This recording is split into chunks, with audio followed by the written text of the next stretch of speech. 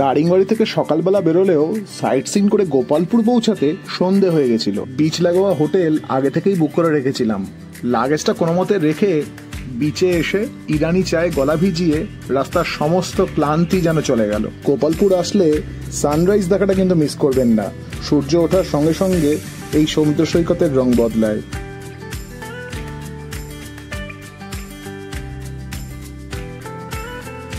দারিংবাড়ির পাহাড় উপত্যকা জুড়ে অসংখ্য টুরিস্ট স্পট দেখার পর একটা অলস সকাল আমাদের খুব দরকার ছিল, আর ঠিক সেই জন্যই গোপালপুরকে এই ট্রিপটায় ইনক্লুড করা।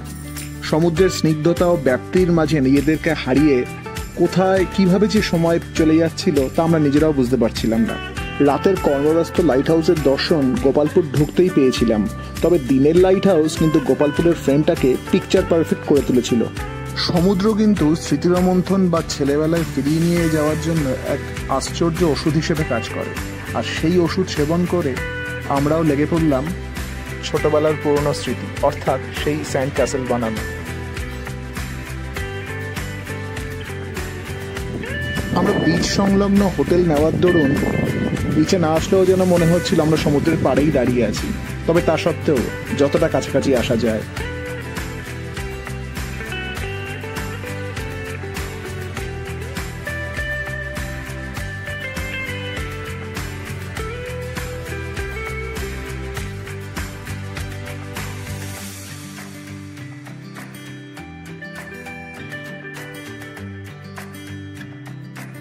গোপালপুরে অনেকগুলো সুন্দর মুহূর্ত কাটিয়ে একটা সুন্দর সকালকে দারুণভাবে উপভোগ করে এবার বেরোনোর পালা, কারণ এখনো অনেক সাইট সিন দেখা বাকি।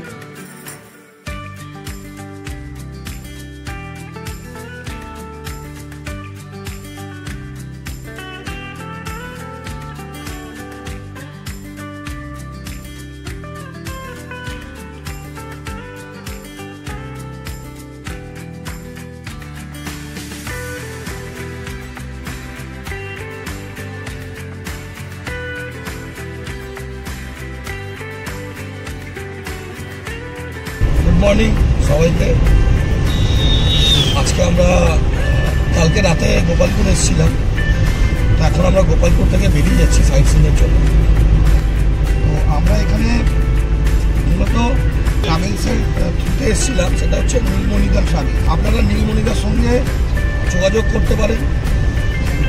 আমাদের ডেসক্রিপশান বক্সে নীলমণিদার কন্ট্যাক্ট নম্বর দিয়ে দেওয়া হবে। যেমন আমাদের সঙ্গে এখন সত্যা আমাদের সঙ্গে ছিল এই 3 দিন, তো উনিও খুব ভালো, ওনার যতগুলো লোক আছে সবই খুব ভালো, তো আপনারা আসতে পারেন, কোনো অসুবিধা নেই। গোপালপুর থেকে বেরিয়ে আমরা এগোচ্ছিলাম তারাতারিণী মন্দিরের উদ্দেশ্যে। পাহাড়ের ওপর অবস্থিত এই মন্দিরকে আমরা নিচ থেকেই দেখতে পেয়েছিলাম, তবে রোপওয়ে করে এই মন্দিরে উঠতে হয়, তার জন্য বেশ লম্বা লাইন হয়। একটু কষ্ট করে আপনি লাইন দিয়ে রোপওয়ের টিকিট কাটলে পরে আপনার সব কষ্ট কিন্তু একটা সময় লাঘব হয়ে যাবে যখন আপনি রোপওয়ের যাত্রাটা শুরু করবেন।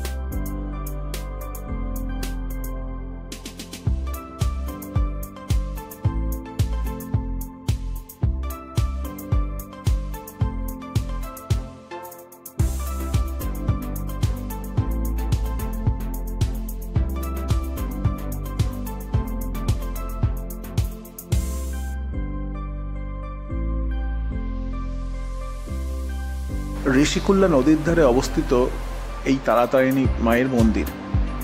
এই মন্দিরটি 51 সতীপীঠের মধ্যে অন্যতম।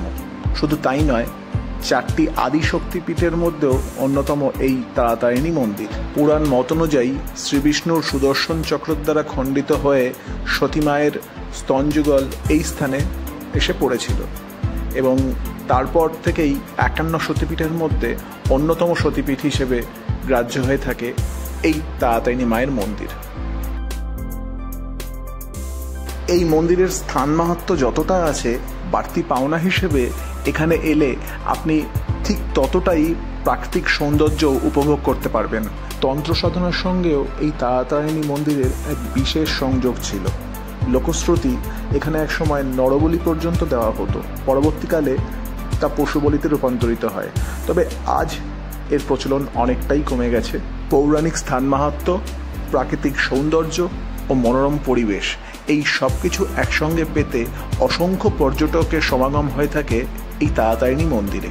মন্দির চত্বর ও সংলগ্ন অঞ্চলে অসংখ্য হনুমানের উপস্থিতি লক্ষণীয়, তাই নিজের মালপত্র ও সরঞ্জামের প্রতি একটু যত্নবান হবেন। মন্দিরে পুজো দিয়ে এবার নিচে নামার পালা, তাই আর দেরি না করে ঢুকে পড়লাম রোপওয়ের ভেতর। তারাতারিণী মন্দির দর্শন করার পর আমাদের পরবর্তী গন্তব্য হলো রম্ভা। বেরামপুর থেকে 45 কিলোমিটার দূরে অবস্থিত রম্ভা। রম্ভার মূল জনপ্রিয়তা হলো চিল্কা লেক। অধিকাংশ মানুষ চিল্কা লেকের দর্শন করে পুরী ঘুরতে গিয়ে, তবে পুরী থেকে চিল্কার যে প্রান্তে যাওয়া হয়, রম্ভাতে তার চিল্কার অপর প্রান্ত। রম্ভা আসলে অবশ্যই আপনি বোটিং করবেন, তবেই চিল্কার আসল সৌন্দর্য আপনি উপভোগ করতে পারবেন। এখানে বিভিন্ন ধরনের বোট ও শিকারা রয়েছে, যেটি ঘাটে এসে রেড চার্ট দেখে পছন্দ করে নেবেন। চিল্কায় বোটিং করানোর জন্য কয়েকটি নির্দিষ্ট রুট আছে। এই রুটগুলোতে আপনি অধিকাংশই আইল্যান্ডের দেখা পাবেন। চিল্কার বুক জুড়ে থাকা এই আইল্যান্ডগুলোর মধ্যে অন্যতম জনপ্রিয় হলো হানিমুন আইল্যান্ড ও টিফিন আইল্যান্ড। এখানে বেশ কিছু সিনেমারও শুটিং হয়েছে। এছাড়াও আছে ঘণ্টশিলা পাহাড়, ও ভাগ্য ভালো থাকলে আপনি ডলফিনেরও দর্শন পেতে পারেন। নানা ধরনের পরিযায়ী পাখিরও দেখা মেলে এই চিল্কা হ্রদে। বোটিং করতে করতে পাখি তো দেখতে পাবেন, তবে পাখিদের কাছে পেতে চাইলে, তাদের সঙ্গে বন্ধুত্ব করতে চাইলে অবশ্যই বোটে ওঠার আগে কিছু খাবার কিনে নেবেন। আপনার হাত থেকে এসে পাখিরা খাবার খেয়ে যাবে।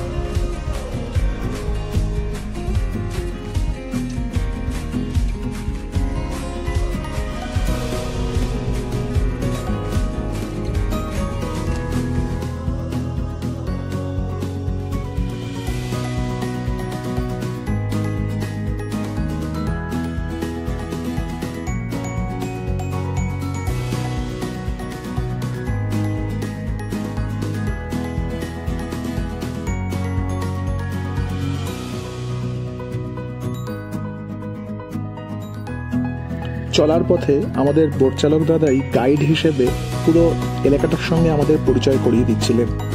যেমন টিফিন আইল্যান্ডের কাছে এসে ওনার থেকেই জানতে পারলাম যে একটা সময় ব্রিটিশরা এই বাড়িটায় এসে ব্রেকফাস্ট করতেন। সেই থেকেই এই বাড়িটার নাম হয়ে গেছে টিফিন আইল্যান্ড।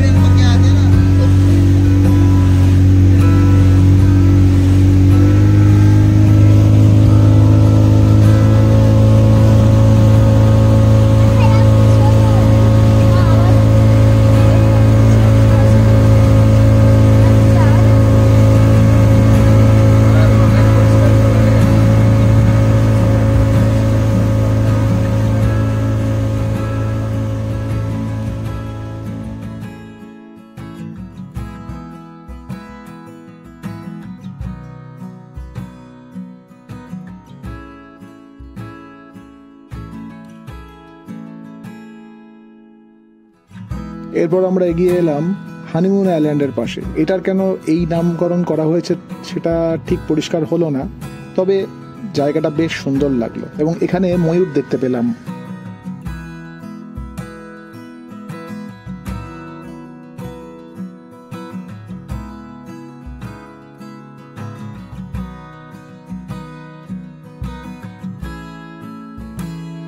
এরপর আমরা এলাম ঘণ্টশিলা পাহাড়ের পাশে।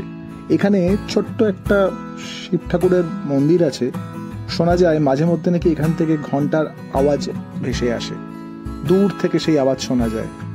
বোটিং করতে করতে বেশ খিদে পেয়ে গেছিল। বোটে ওঠার আগে ওটিডিসির পান্থশালায় অর্ডার দিয়ে এসেছিলাম। চিল্কা হ্রদের পাশেই রয়েছে এই পান্থশালা।